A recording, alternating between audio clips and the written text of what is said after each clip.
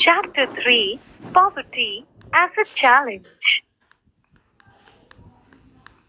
Overview of the chapter. This chapter deals with one of the most difficult challenges faced by independent India, that is poverty. After discussing this multidimensional problem through examples, the chapter discusses the way poverty is seen in social sciences. Poverty trends in India and the world are illustrated through the concept of the poverty line. Causes of poverty as well as anti-poverty measures taken by the government are also discussed. The chapter ends with broadening the official concept of poverty into human poverty. Introduction. In our daily life, we come across many people who we think are poor. They could be landless laborers in villages, or people living in overcrowded jhuggies in cities. They could be daily wage workers at construction sites, or child workers in dhabas. They could also be beggars with children in tatters. We see poverty all around us. In fact, every fourth person in India is poor. Now, this is very sad. This means roughly 260 million or 26 crore people in India live in poverty 2011 to 2012. This also means that India has the largest single concentration of the poor in the world. This illustrates the seriousness of the challenge. Two typical cases of poverty. Urban case. 33-year-old Ram Saran works as a daily wage laborer in a wheat flour mill near Ranchi in Jharkhand.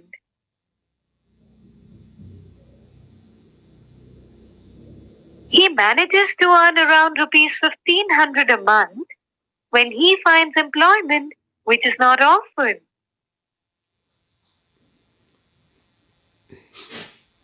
The money is not enough to sustain his family of 6, and that includes his wife and 4 children aged between 12 years to 6 months.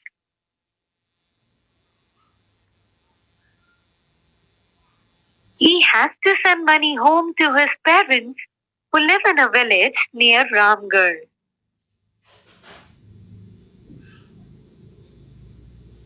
His father, a landless laborer, depends on Ram Saran and his brother who lives in Hazaribagh for sustenance. Ram Saran lives in a one-room rented house in a crowded basti in the outskirts of the city. It's a temporary shack built of bricks and clay tiles. His wife Santa Devi works as a part-time maid in a few houses and manages to earn rupees 800. They manage a meager meal of dal and rice twice a day, but there's never enough for all of them. His eldest son helps as a worker in a tea shop to supplement the family's income and earns another rupees 300, while his 10-year-old daughter takes care of younger siblings. None of the children go to school.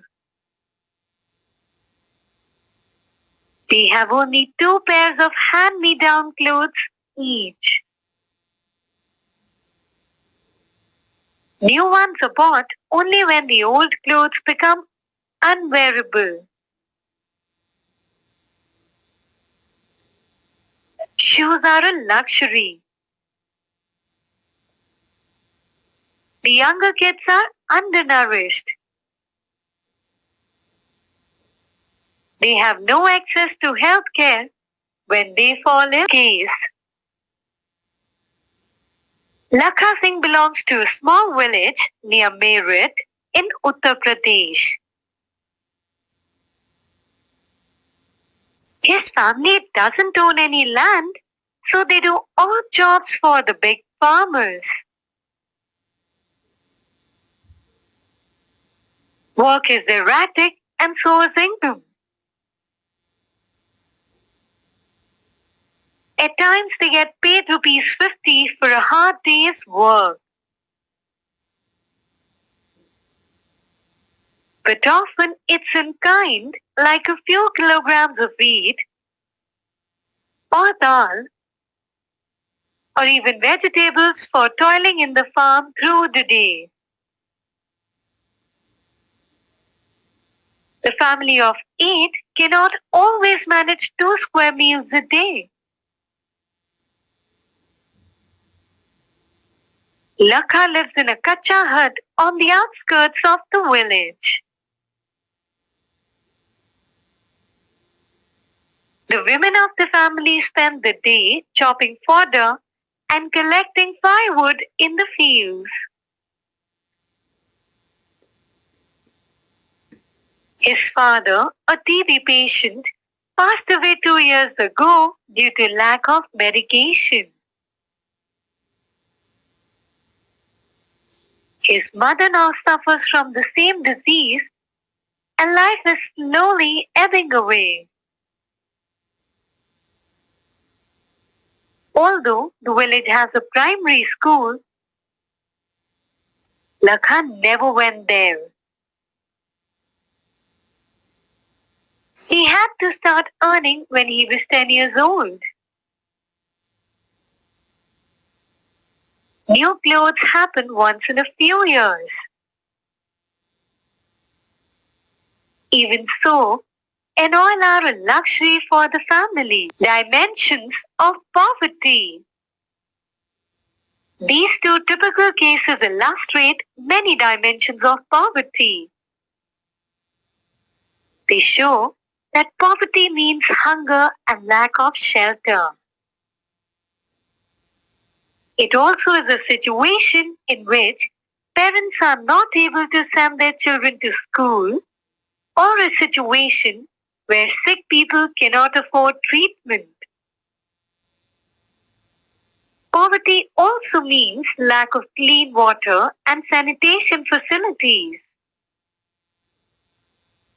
It also means lack of a regular job at a minimum decent level. Above all, it means living with a sense of helplessness. Poor people are in a situation in which they are ill-treated at almost every place. In farms, factories, government offices, hospitals, railway stations, etc. Obviously, nobody would like to live in poverty. Now, one of the biggest challenges of independent India has been to bring millions of its people out of abject poverty. Mahatma Gandhi always insisted that India would be truly independent only when the poorest of its people become free of human suffering.